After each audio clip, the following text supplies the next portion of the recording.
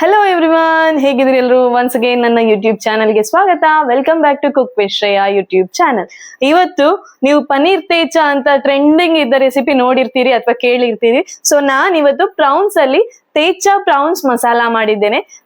Green colour ಅಲ್ಲಿ green masala ಹಾಕಿ ಮಾಡಿದ್ದು ತುಂಬಾ ಟೇಸ್ಟಿಯಾಗಿ ಬರುತ್ತೆ. ಟ್ಯಾಂಗಿ ಆಗಿ ಒಂದ್ ರೀತಿ ಡಿಫ್ರೆಂಟ್ ಟೇಸ್ಟ್.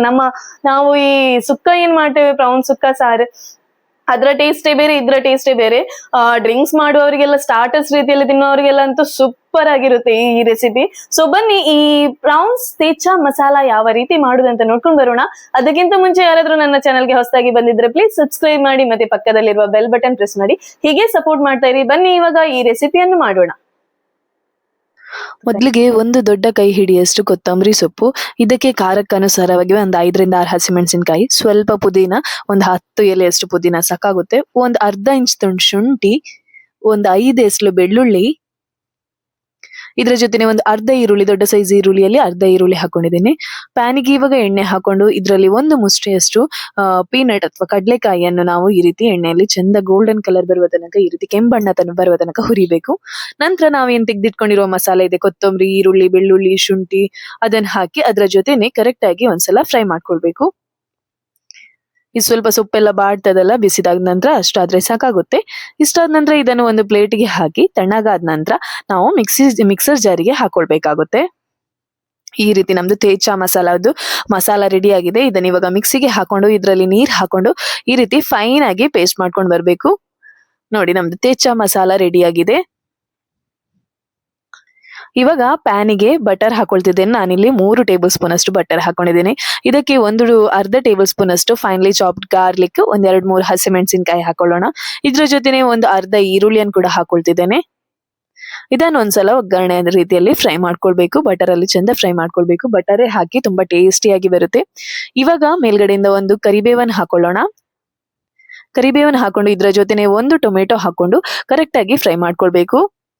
ಸ್ವಲ್ಪ ಬೇಗ ಬೇಯಲಿ ಅಂತ ಸ್ವಲ್ಪ ಉಪ್ಪು ಹಾಕೊಳ್ತಿದ್ದೇನೆ. ಉಪ್ಪು ಹಾಕಿ ಇನ್ನೊಂದ್ಸಲ ಫ್ರೈ ಮಾಡ್ಕೊಳ್ತಿದ್ದೇನೆ. ಇದ್ರ ಜೊತೆನೆ ಇವಾಗ 1 table spoon fresh ginger garlic paste ಹಾಕೊಳ್ಳೋಣ. ಹಸಿ ವಾಸನೆ ಹೋಗೋ ತನಕ ನಾವು ಫ್ರೈ ಮಾಡ್ಕೊಳ್ಬೇಕಾಗುತ್ತೆ. ಇದೆಲ್ಲ ಫ್ರೈ ಆದ ನಂತರ ನಾವೇನು ತೇಚ ಮಸಾಲ ರೆಡಿ ಮಾಡ್ಕೊಂಡಿದ್ದೇವೆ, ಇವಾಗ ಇದನ್ನು ಹಾಕೊಳ್ಬೇಕು. ಇದನ್ನ ಇವಾಗ ಕರೆಕ್ಟ್ ಆಗಿ ಫ್ರೈ ಮಾಡ್ಕೊಳ್ಬೇಕು. ಮೀಡಿಯಂ ಟು ಹೈ ಫ್ಲೇಮ್ ಇಟ್ಕೊಂಡು ಕುಕ್ ಮಾಡ್ಕೊಳ್ಬೇಕಾಗುತ್ತೆ. ಈ ರೀತಿ ಕರೆಕ್ಟ್ ಆಗಿ ಒಗ್ಗರಣೆ ಜೊತೆ ಮಿಕ್ಸ್ ಆಗ್ಬೇಕು, ಮತ್ತೆ ಕರೆಕ್ಟ್ ಆಗಿ ಕುಕ್ ಆಗ್ಬೇಕು. ಬೇಕಿದ್ರೆ ಇಲ್ಲಿ ನೀವು 1 ಸ್ಪೂನ್ ಅಷ್ಟು ಬಟರ್ ಹಾಕೊಳ್ಬಹುದು. ಈ ರೆಸಿಪಿಯನ್ನು ಬಟರ್ ಅಲ್ಲೇ ಮಾಡಿ, ತುಂಬಾ ಟೇಸ್ಟಿಯಾಗಿ ಬರುತ್ತೆ. ತುಪ್ಪ, ಎಣ್ಣೆ ಏನು ಯೂಸ್ ಮಾಡಬೇಡಿ, ಬಟರ್ ಅಲ್ಲಿ ಮಾಡಿದ್ರೆ ಬೆಸ್ಟ್ ಅಂತ ಅನ್ಸುತ್ತೆ ನಂಗೆ. ಇವಾಗ ಒಂದ್ಸಲ ಎಲ್ಲ ಕರೆಕ್ಟ್ ಆಗಿ ಫ್ರೈ ಆದ ನಂತರ, ಮಸಾಲೆ ಎಲ್ಲ ಫ್ರೈ ಆದ ನಂತರ ಕ್ಲೀನ್ ಮಾಡಿದ ಇವಾಗ ಪ್ರೌನ್ಸ್ ಅನ್ನು ಹಾಕೊಳ್ತಿದ್ದೇನೆ. ಇದಕ್ಕೇನೆ ರುಚಿಗೆ ಬೇಕಾದಷ್ಟು ಉಪ್ಪು ಹಾಕೊಳ್ಳೋಣ. ನಂತರ ಒಂದು ಅರ್ಧ ನಿಂಬೆ ರಸವನ್ನು ಕೂಡ ಹಿಂಡ್ಕೊಳ್ಳೋಣ. ಇಷ್ಟು ಹಾಕಿದ ನಂತರ ಕರೆಕ್ಟ್ ಆಗಿ ಮಸಾಲೆ ಜೊತೆ ಪ್ರೌನ್ಸ್ ಅನ್ನು ಮಿಕ್ಸ್ ಮಾಡ್ಕೊಳ್ಬೇಕಾಗುತ್ತೆ.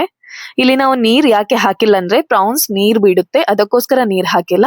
ಸೊ ನೀವು ಮಸಾಲ ಹಾಕಿದ ನಂತರ ನೀರ್ ಹಾಕ್ಲಿಕ್ಕೆ ಹೋಗ್ಬೇಡಿ, ಡೈರೆಕ್ಟ್ ಆಗಿ ಅದೇ ರೀತಿ ಫ್ರೈ ಮಾಡ್ಕೊಳ್ಬೇಕು ಹೈ ಫ್ಲೇಮ್ ಇಟ್ಕೊಂಡು. ನಂತರ ಪ್ರೌನ್ಸ್ ಹಾಕಿ ನೀವು ಮಿಕ್ಸ್ ಮಾಡಿದ ನಂತರ ಕುಕ್ ಆಗ್ಲಿಕ್ಕೆ ಇಟ್ಟು ಬಿಡ್ಬೇಕು. ಇವಾಗ ನಾನಿಲ್ಲಿ ಕುಕ್ ಆಗ್ಲಿಕ್ಕೆ ಇಟ್ಟು ಬಿಟ್ಕೊಳ್ತಿದ್ದೇನೆ. ಹಾಗೆ ಕುಕ್ ಆಗ್ಲಿ, 1-2 ನಿಮಿಷ ಕುಕ್ ಆಗ್ಲಿ. ನೋಡಿ, ಇವಾಗ ಪ್ರೌನ್ಸ್ ಎಲ್ಲ ನೀರ್ ಬಿಟ್ಕೊಂಡಿದೆ. ಇವಾಗ ಒಂದ್ಸಲ ಮಿಕ್ಸ್ ಮಾಡ್ಕೊಳ್ಳೋಣ. ಈ ರೀತಿ ಕರೆಕ್ಟ್ ಆಗಿ ಮಿಕ್ಸ್ ಮಾಡ್ಕೊಳ್ಳಿ.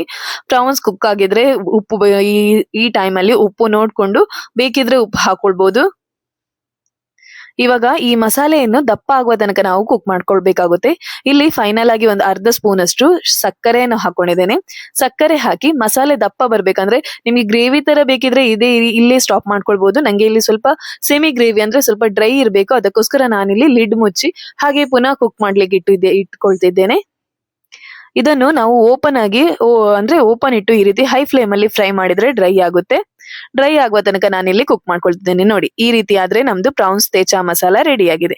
ಮೇಲ್ಗಡೆಯಿಂದ ಕೊತ್ತಂಬರಿ ಸೊಪ್ಪು ಹಾಕೊಳ್ಳೋಣ. ತುಂಬಾ ಅಂದ್ರೆ ತುಂಬಾ ಟೇಸ್ಟಿಯಾಗಿ ಬರುತ್ತೆ. ನಾನ್ ಫಸ್ಟ್ ಟೈಮ್ ಟ್ರೈ ಮಾಡಿದ್ದು ಬೆಸ್ಟ್ ಅಂದ್ರೆ ಬೆಸ್ಟ್ ಆಗಿತ್ತು. ನಾನು ಪನ್ನೀರಲ್ಲಿ ಮಾಡಿರ್ತಿದ್ದೆ, ಬಟ್ ಅದು ಎಣ್ಣೆಯಲ್ಲಿ ಫ್ರೈ ಮಾಡೋದು. ಇದು ನಾವು ಈ ರೀತಿ ಮಸಾಲ ರೀತಿ ಮಾಡ್ಕೊಳ್ಳೋದು ತುಂಬಾ ಟೇಸ್ಟಿಯಾಗಿ ಬರುತ್ತೆ.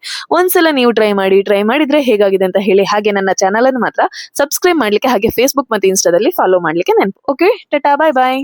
ಒಂದ್ಸಲ ರೆಸಿಪಿ ಮಾತ್ರ ಟ್ರೈ ಮಾಡಿ.